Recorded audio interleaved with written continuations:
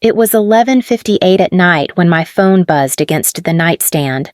The screen lit up the room in a cold flash, and for a second I thought someone had died.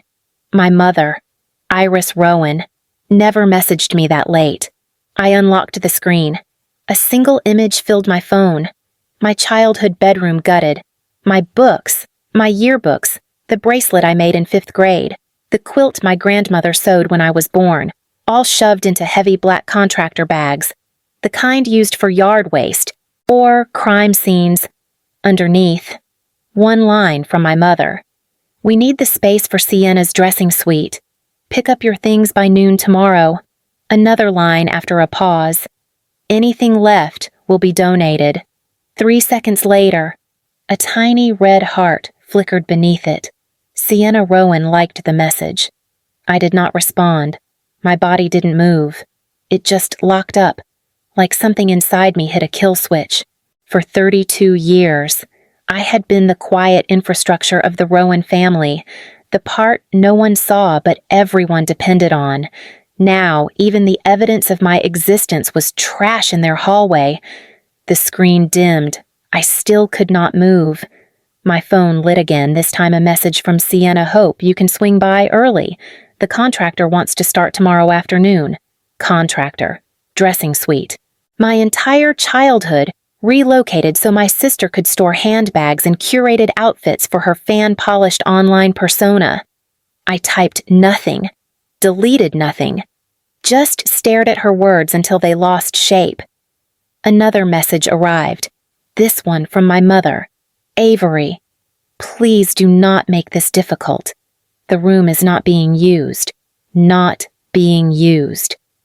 My fingers trembled around the phone, but my voice stayed silent, tucked somewhere deep.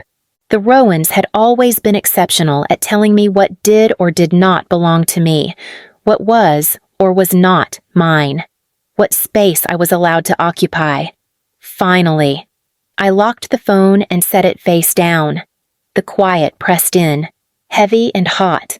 I stood up, walked to the kitchen, poured a glass of water, and held it like a shield. My reflection in the microwave door looked strangely calm, like I had accepted a truth I had been swallowing for years. I had never been part of the Rowan picture. I had only been the frame. I walked back to the bed and picked up my phone again, not because I wanted to answer, but because I needed to feel the weight of it, the weight of that moment, the weight of 32 years collapsing into a single photograph of black trash bags. Before I turned off the screen, I opened the voice memo app and whispered, "I will not forget this." My voice barely cracked. It surprised me how steady it sounded, how final. "And since you have stayed with me this far, tell me where you're listening from. Tell me what time it is for you right now. I want to know who is awake with me in this moment, who understands what it means when a family decides your space no longer belongs to you."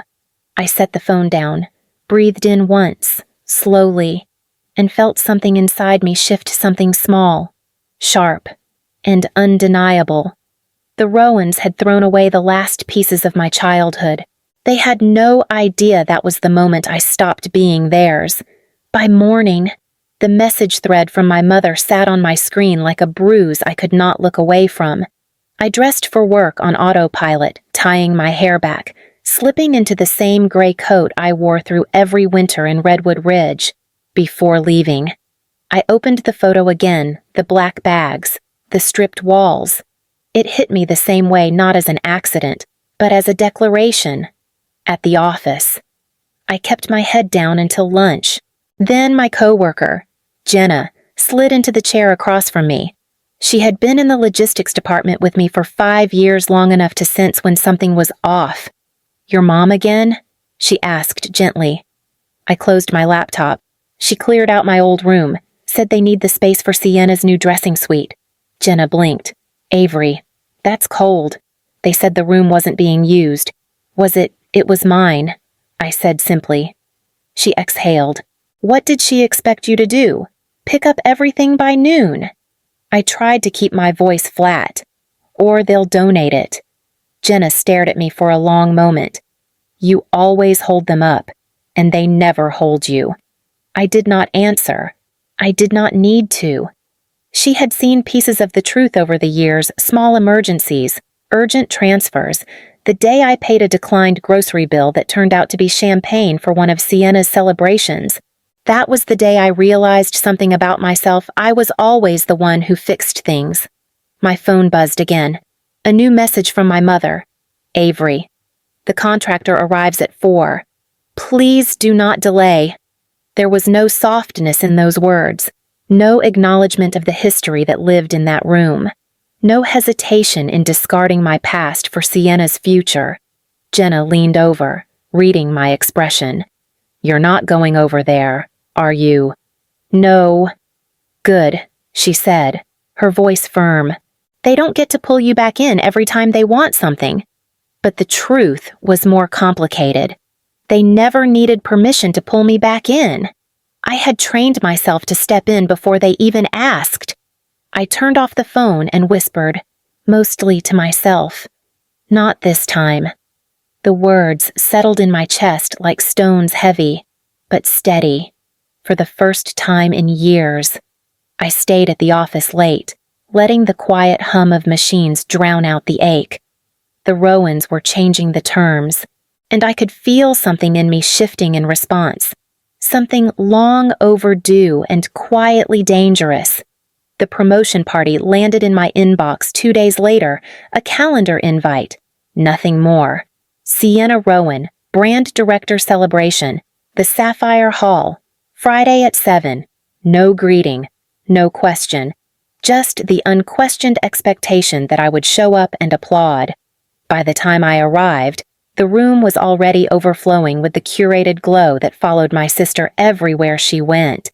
Sienna stood near the center, surrounded by colleagues from her public relations firm. She wore a pearl-white dress that looked like it belonged on a magazine cover, not in a mountain town ballroom.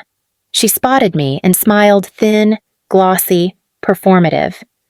Avery, she said, brushing a kiss across my cheek without touching me. Perfect timing. I was worried you'd skip. I came. I replied, Good. It's a big night. She smoothed her dress. For all of us. It was not a big night for all of us. It was a big night for her. The distinction had always been clear. Before I could answer, our father, Malcolm Rowan, tapped a spoon against his champagne glass. Everyone, please gather around. The room shifted in his direction. He looked polished and confident, the way he always did when he had an audience. To my daughter, Sienna, he said loudly, the flame of this family. You remind us every day that ambition, grace, and vision can live in the same person. You carry the Rowan name higher with every step. Sienna lowered her eyes in a humble pose she had practiced since childhood, cheeks glowing like the room's praise belonged to her alone. Malcolm continued, And of course, we would be remiss not to acknowledge my older daughter. His voice dropped half an octave. Avery. Dozens of eyes turned toward me. Our anchor, he said. Quiet, steady. The one who keeps our feet on the ground while others reach for the sky. A ripple of polite laughter spread through the room. It was gentle, but it sliced through me like a clean blade. The message was as unmistakable as it was familiar. Sienna soared. I existed to stabilize everyone else. I held my glass without lifting it. Malcolm's smile widened just enough to tell me he saw my reaction and approved of it. After the toast, I stepped aside, heading toward the back bar for a seltzer. I barely had time to take a sip when Malcolm appeared beside me, wiping sweat from his temple. There's an issue, he murmured, with the event in voice. I stared at him. What kind of issue the final balance is due tonight? A minor misunderstanding on my card. He waved a dismissive hand. Your sister's dress maxed hers out. You understand. No, I said softly. His brow tightened. Avery, it is $3,250. Just handle it. I will reimburse you Monday. He spoke as if this were routine, as if I were a household appliance he could lean on. I am not handling it, I said. My voice was quiet but edged, Not tonight. He leaned closer. Do not embarrass this family. Not on Sienna's night. For a moment, the room fell away, and all I saw was the photo of my childhood things shoved into garbage bags. That was the real family image. I stepped back. I will pay it, I said simply. His shoulders relaxed. But this is the last time. I walked to the manager's station, handed over my card, signed the slip, and took a picture of the receipt before folding it neatly into my purse. When I returned, Malcolm nodded, not in gratitude, but in confirmation. Yes, he said, that's my girl. I looked straight at him. Not anymore. I left the party without saying goodbye. Behind me, applause rose again for Sienna, echoing against the walls as if the entire town were celebrating her ascent. They had no idea they had just pushed me into mine. I did not sleep after the party. I sat in my apartment with the lights off, my coat still on, the photograph of the receipt glowing on my phone screen like a warning flare. $3,250. The last time. I had said the words out loud, and they stayed with me, vibrating under my skin. Around 2 a.m, I finally stood, walked to my desk, and opened my laptop. The dual monitors came alive with a cold blue light. I pulled my hair into a bun, cracked my knuckles, and felt the shift inside me settle into place. I was done being the Rowan anchor. I opened an old folder labeled Family Documents. It had been untouched for years. As soon as I clicked it, rows of files stared back at me, scanned receipts, bank screenshots, utility bills, tuition confirmations. I had saved everything without realizing why. Now I did. The first sheet I opened was from years ago. Groceries. Urgent. The amount was $68. I remembered transferring it because my mother said she could not leave the store without the baby formula. Later, I learned it was champagne for Sienna's internship celebration. I opened another file, then another. It built on itself like a quiet avalanche. Every emergency I had absorbed, every debt disguised as family duty, every lie wrapped in a crisis. 3 hours in, I whispered, enough. I created a fresh spreadsheet, a blank ledger of every bailout I could remember and everyone documented in the folder. Line by line, I logged them.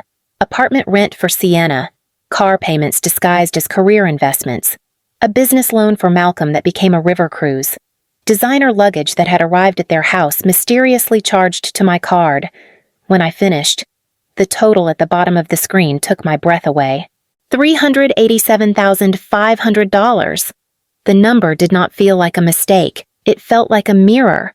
My phone buzzed on the desk. A text from Sienna. Dad says the event went perfectly. Thank you for covering the bill. She did not ask. She did not acknowledge. She treated it the way all of them treated me, as a resource that replenished itself. I typed back one sentence. It will not happen again. Before she could reply, I muted the thread. A second message came in moments later from my mother this time. Avery, since you were already out yesterday, you should stop by today to get your things. The bags are in the hallway, not even inside the room, not even the dignity of a box. I closed the message, stared at the total on my screen, and let the weight of it steady me. This was not a family ledger. It was evidence, and for the first time in my life, evidence gave me the upper hand. By Sunday evening, my apartment looked the same, but I did not. Something in me had tightened into focus. I kept the spreadsheet open on my screen, the total at the bottom burning into me like a verdict. $387,500. My childhood, my 20s, my savings repackaged as family necessity. I opened a new tab, typed in the property records for Redwood Ridge, and waited. The county website loaded slowly, almost reluctant to show me the truth. When it did, my breath caught. A notice, filed 2 months ago. Delinquent mortgage 5 months behind. Then another record. A second mortgage, taken out 2 years earlier. I whispered. For what, though I already suspected the answer? I cross-referenced the dates with my mother's social media. And there it was, photos of Iris and Malcolm smiling outside a mountain lodge in Vail, captioned as a generous gift from friends. Not a gift. Not friends. Of course, I said, leaning back in my chair. All those urgent calls, the tight voices, the dramatic sighs. It was never about survival. It was never about keeping the family afloat. It was about keeping up the facade while I silently patched every crack. My phone vibrated.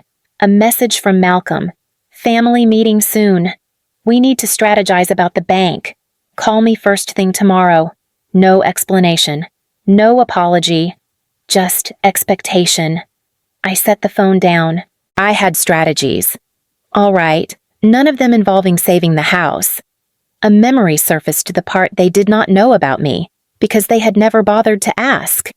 The quiet months I spent building my company, the nights I slept on the office floor, the morning a shipping conglomerate made an offer I had not expected. I reached for a thin folder in my filing drawer, opened it, and looked at the closing documents. $52 million. That was the buyout. 11 months ago. I had never told my family. They would not have heard it anyway. The thought settled into place with the same certainty that had been building all week. If they wanted to treat me like a transaction, then I would operate as one cleanly, precisely, without sentiment. I picked up my phone and dialed the only person I trusted for what needed to be done. Noah Beckett answered on the second ring, voice gravelly with sleep. Avery, is everything all right? I need you to acquire a mortgage note, I said. For the house on Redwood Ridge Lane. Silence. Then, you want to buy your parents' debt? Yes.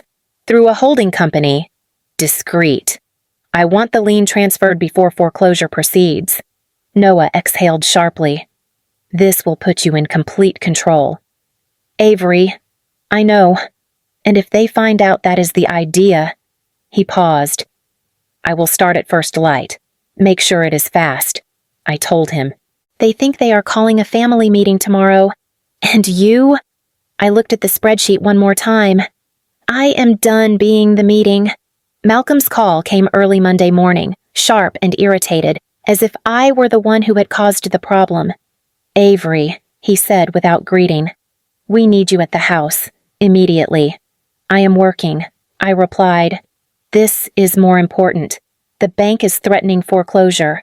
There has been some kind of clerical error. 5 months of missed payments was not a clerical error, but I did not correct him. I will come by. I said, later. You will come now. He snapped, this is a family emergency. I hung up without answering. By the time I arrived at Redwood Ridge, the house looked exactly the way it always had: perfectly trimmed lawn, wreath on the door, the illusion of stability. Inside, the facade cracked instantly. Iris paced the living room, twisting a tissue. Sienna sat on the sofa scrolling through her phone, agitated only because she had been forced to wake early. Malcolm stood at the dining table surrounded by papers, performing authority. He pointed at a chair. Sit. We have a lot to cover. I will stand. His jaw tightened. The bank claims we are behind on the mortgage. Obviously a mistake. Obviously, I echoed. We refinanced for the renovations. He continued, waving his hand as if this excused everything. They must have mixed the numbers. Sienna looked up. Dad needs $50,000 to fix it. Just transfer it. We cannot let people find out we are having issues. I lifted my eyes to her. $50,000. It is temporary, Iris said quickly. You can borrow against your retirement. You have always been good with money. Malcolm leaned forward, palms flat on the table. This is not optional. You will take out a personal loan if you have to. Your credit is excellent. We helped you build that credit. No, I said. The word landed in the room with the weight of something irreversible. Malcolm's face reddened. Avery, you ungrateful, I raised a hand. I am not taking out a loan. I am not borrowing against anything. I am not giving you $50,000. Sienna shot up from the couch. You are being selfish. If Dad's reputation crashes, mine goes with it. You owe us. I met her gaze. I owe you nothing. Iris stopped pacing. If you walk away from this family when we are suffering, do not bother coming back. We do not need a daughter who enjoys watching us struggle. Malcolm added. This is your last chance. $50,000 by Friday. Or you are finished with us. I nodded once. All right. A flicker of satisfaction crossed his face, the same expression he wore whenever he believed he had bent me back into place. I will see you on Friday, I said. Then I turned and walked out, leaving their voices echoing behind me. They thought Friday would bring their salvation. They had no idea it would bring mine. Friday morning came sharp and cold, the kind of morning where the air felt thinner, cleaner, as if the world knew something was about to break. I dressed deliberately charcoal suit, hair pinned back, no jewelry except a simple watch. This was not a family visit. It was a meeting of parties. I parked on the street, leaving the driveway wide open. Space for moving trucks. When I walked inside, my parents were already gathered in the dining room. Malcolm sat at the head of the table like a king waiting for tribute. Iris hovered near the wall, wringing her hands. Sienna scrolled on her phone, bored and impatient. You are late, Malcolm said. I am here, I replied. He gestured toward a chair. Sit. Let us resolve this. I would rather stand. His irritation flashed, but he swallowed it, smoothing his expression. Good. Then I trust you have the $50,000. Once the bank is paid, we can reverse the foreclosure. This is all temporary. I placed a thick leather folio on the table. You will not be calling the bank today. Malcolm frowned. What is that supposed to mean?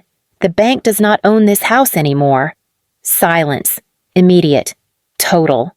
Sienna lowered her phone. Did someone else buy it? Is this some predatory fund? I opened the folio slowly. Deliberately.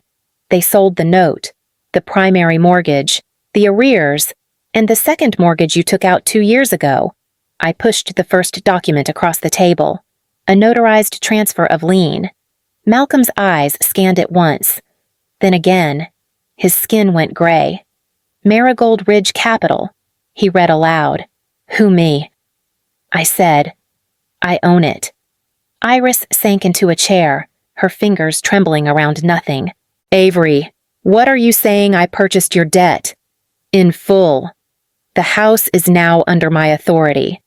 Sienna stood abruptly. You cannot do that. This is our home.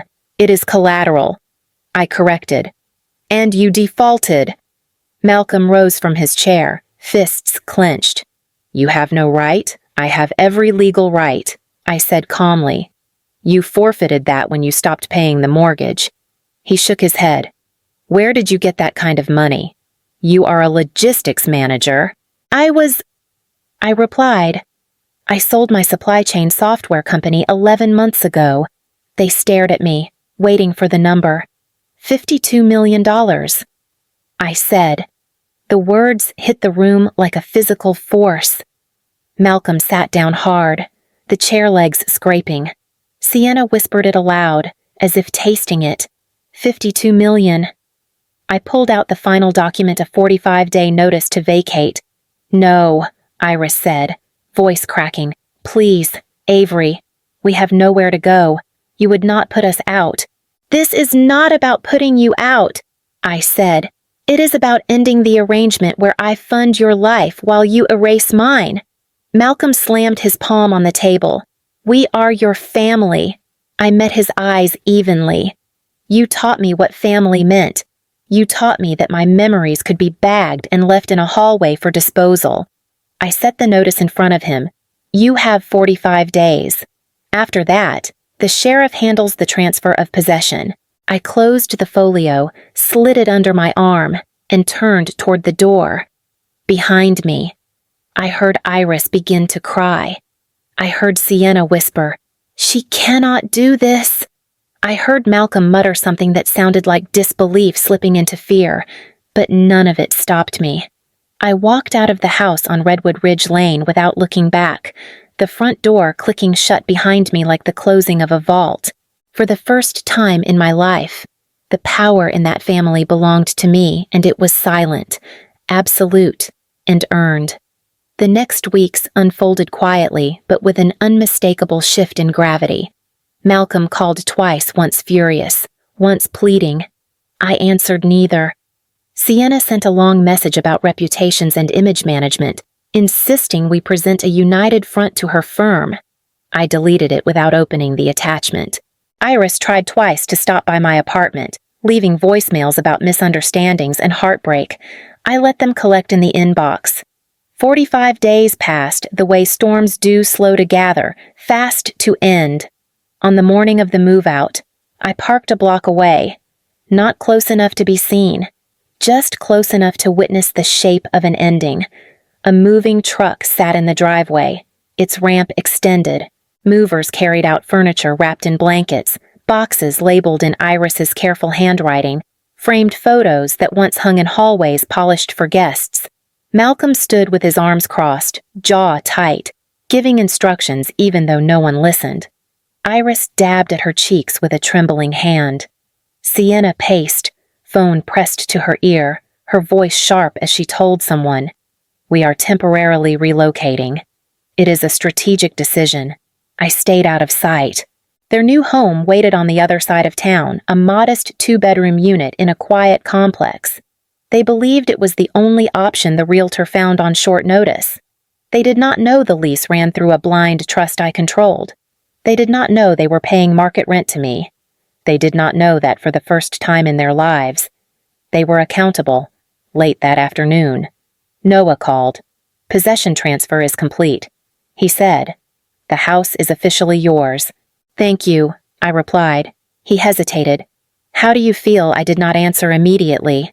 I watched a mover close the truck's back doors with a firm, final swing. "I feel finished," I said. I moved to Charleston 2 weeks after the transfer finalized. The townhouse I bought stood on a quiet street near the water-old brick, narrow windows, the kind of place that held its history without flaunting it. I carried only 3 boxes inside. Everything else I had chosen to leave behind. The first night, I unpacked slowly. When I opened the smallest box, a thin, leather-bound journal slid into my hands. My handwriting from childhood ran across the first page in uneven strokes. "Someday, I will build something that lasts." The words hit harder than I expected. I traced the sentence with my thumb, feeling the imprint of the girl who wrote it, someone who had already sensed she was temporary in her own home. A soft knock sounded on the open doorway. My new neighbor, an older woman named Carla, leaned in. We had met only briefly when I arrived. "Just checking in," she said kindly. "First nights can be loud in the heart." I nodded. "It is quieter here than I expected." "Quiet can be good," she said. "Quiet is where you decide who you are without anyone else's voice in the room." I let out a breath I had not realized I'd been holding. That is exactly what I need. Carla squeezed my arm once and stepped back. "You landed in the right place, honey." After she was gone, I sat on the floor with the journal open on my knees. Outside, the distant tide moved like a calm heartbeat. My phone buzzed once, an unknown number from Colorado. I pressed decline. Then I powered the phone off completely, set it face down, and closed the journal gently. For the first time in my life, the silence around me felt like room I owned, room I deserved. By the end of my first month in Charleston, the house finally felt lived in. Not full, just lived in. One morning, I sat at the kitchen table with a stack of papers spread out in front of me. Formation documents, grant outlines, legal drafts. At the top, in clean black letters, was the name I had chosen, the Quiet Backbone Foundation. A small organization dedicated to adults who had been financially drained by their own families, people who had carried households on their backs until they collapsed under the weight. People like me. Carla stepped through the open doorway, holding 2 mugs of coffee. "You building something?" she asked. "Yes," I said. "Something that will last." She smiled, placing 1 mug beside me. "Looks like the beginning of a real life." "It is," I answered. The words felt steady. A life where I decide what I give, not what gets taken. I signed the final page, dated it, and closed the file. A clean sound, soft but final. Carla nodded toward my phone on the counter. "You ever gonna turn that thing back on maybe?" I said, "But not today." And if you have been listening with me all this way, if any part of my story echoes in you, tell me where you are listening from. Tell me what part stayed with you. I read every word,